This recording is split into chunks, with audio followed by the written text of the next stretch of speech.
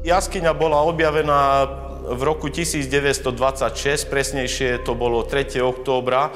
A objaviteľom jaskyne bol Ján Majko, ktorý samozrejme počas objavu jaskyne nebol tu sám, ale na čele jednej štvorčlennej skupiny. Pohľad, ktorý sa im vtedy naskytol, tak bol, dá sa povedať, neuveriteľný, totiž že všetky jaskinné priestory, dá sa povedať, boli v pôvodnom stave ponechané. To znamená tak, že na tých vrstvách sintrových boli ponechané nádoby a rôzne archeologické predmety.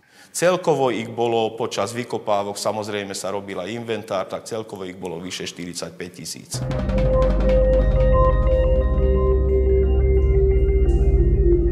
000. V jaskinných priestoroch, presnejšie sa to volá Dom mystérií, je jedna veľmi zaujímavo tvarovaná chodba, ktorá trošku pripomína lono ženské.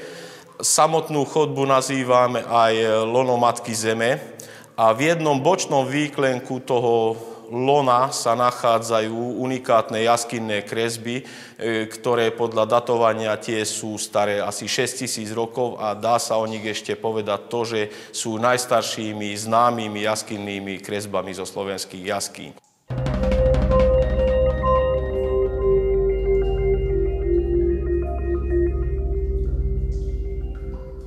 Prakticky jaskyňa Domica sa nachádza na juhovýchodnom okraji Sibickej planiny, ktorá je súčasťou Národného parku Slovenský kras.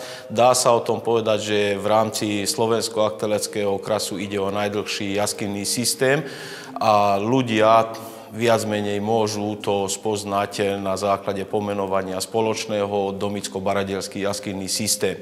Z toho celkového jaskinného systému zhruba 5300 metrov sa nachádza pod územím Slovenskej republiky, no a ten zbytok o necelých 25 kilometrov sa ťahá pod územím Maďarskej republiky pod názvom Baradla.